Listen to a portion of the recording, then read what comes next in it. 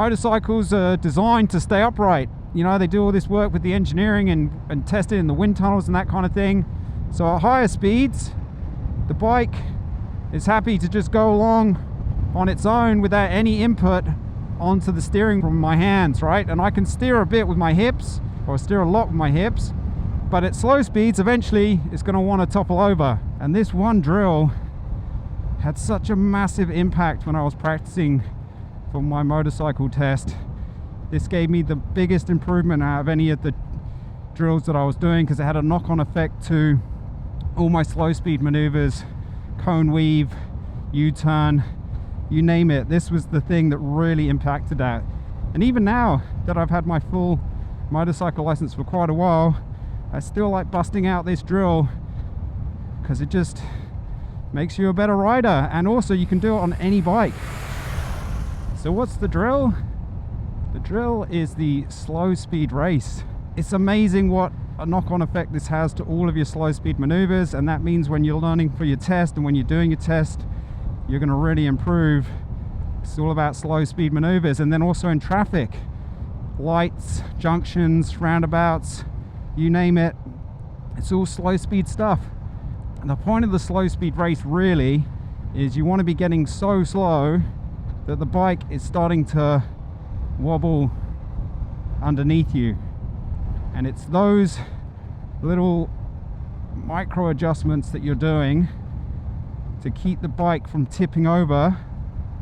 That's what you're trying to get to. That's the point of the slow speed race.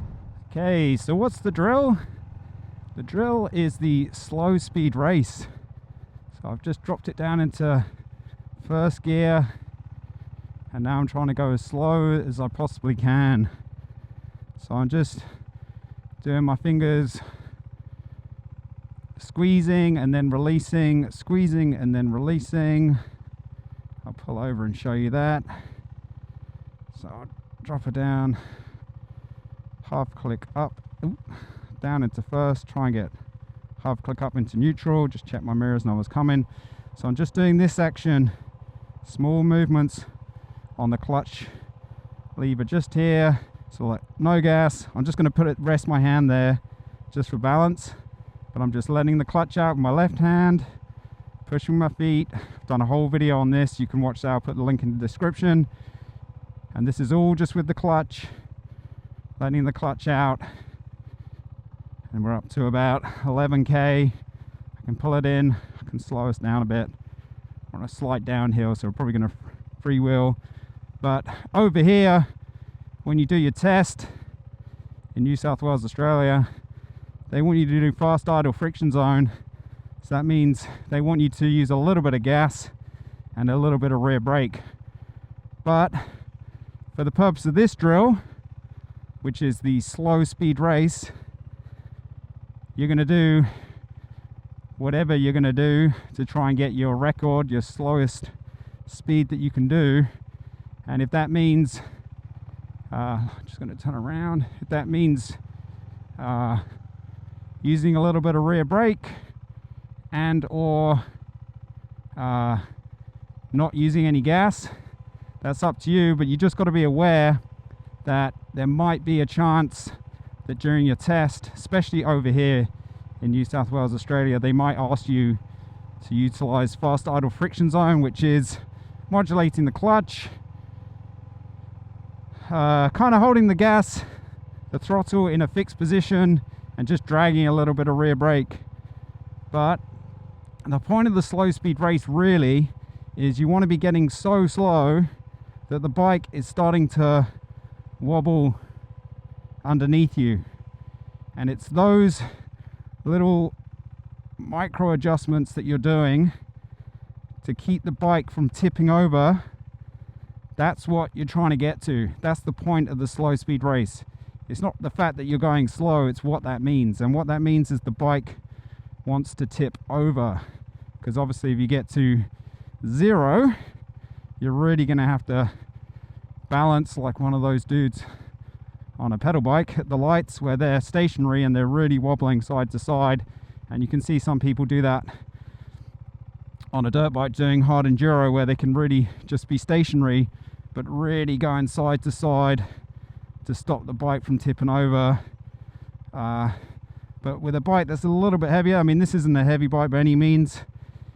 It's only a 390, like a midweight, kind of on the lower end of the midweights, but still it's got more weight than a pedal bike, that's for sure. But the point of this slow speed race is you want to be doing these little micro adjustments, little movements side to side. Your body's going to be doing all kinds of stuff. You might not even be thinking about most of it, but you're just getting used to the bike, getting used to how it balances.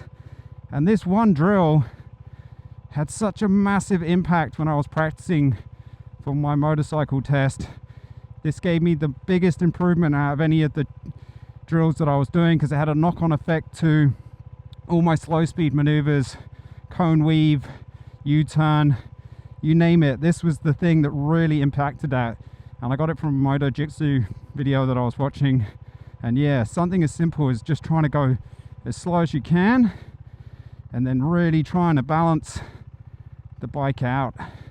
So yeah, you find yourself a dead-end street or a quiet street or a car park or whatever it is, and then you're trying to go as slow as you can. So at the moment, I'll stop. So I'm in first gear. I'm not going to use any revs. I'm not going to touch the accelerator at all. I'm just letting the clutch out, pushed my feet a little bit, and now we're up to speed. That's just using the idle revs of the bike. Now the clutch is fully out. We're just ticking over with those idle revs, right? Now I'm going to pull the clutch in, and we're slowing down because we're on an uphill bit here. What I'm trying to do is go as slow as I possibly can, because then I'm going to be doing these little micro adjustments to the steering. My shoulders are moving, my hips are moving, my head, my feet, everything's moving to try and essentially mold with the bike, become one with the machine. And it's amazing what a knock-on effect this has to all of your slow speed maneuvers. And that means when you're learning for your test and when you're doing your test, you're going to really improve. It's all about slow speed maneuvers. And then also in traffic, lights, junctions, roundabouts, you name it, it's all slow speed stuff. Yeah, it's not the most exciting thing in the world, but it really has a massive impact. See, look, we're doing 4K. I'm able to keep the bike upright, only just because my mirrors are really causing me grief. Yeah, that's style over function. But yeah, now I could do what they might want in your test. They're not going to get you to do the slow speed race, but they do want you to go slow. So then if you're doing fast idle friction zone, little bit of gas, drag that rear brake. Some people say pump the rear brake, and then it's the same thing. We're just modulating with the clutch. You can hear the bike's revving a bit more because I'm doing fast idle friction zone, because when the engine's spinning it gives you a bit more balance. That's a whole topic in itself, so I won't cover that today. But yeah, a few more revs is just going to help keep the bike upright. I'm now dragging that rear brake by putting my foot down on that pedal on the right hand side, just down there, modulating with the clutch. And it's all these little adjustments left to right, the whole way from my toes all the way up to my ears, I guess, or you know, top of your head to the tip of your toes. Everything's wobbling, shoulders, hips, you name it. And you can do all kinds of stuff. You can practice sitting slightly off to one side, sitting forward, sitting back, all kinds of little things. But it's this slow speed race. Yeah, it's not something that seems super exciting or thrilling, but I get a bit of a buzz seeing if I can beat my score going as low as I possibly can, you know. And it just has a massive effect on your slow speed maneuvers. And as a beginner rider, that makes a difference, and it really helped me. And even now that I've had my full motorcycle license for quite a while, I still like busting out this drill because it just makes you a better rider. And also you can do it on any bike. So if you're getting used to a new bike, or you just want to bust out some skills, yeah man, slow speed race. I'd highly recommend giving that one a go. And yeah, I learned that one from a motor jitsu video a few years back, and yeah, that had a big positive impact on my practicing for my test. And I just wanted to, yeah, share that one with you, maybe put my own spin on it, go into it in a little more detail, or what I found worked for me.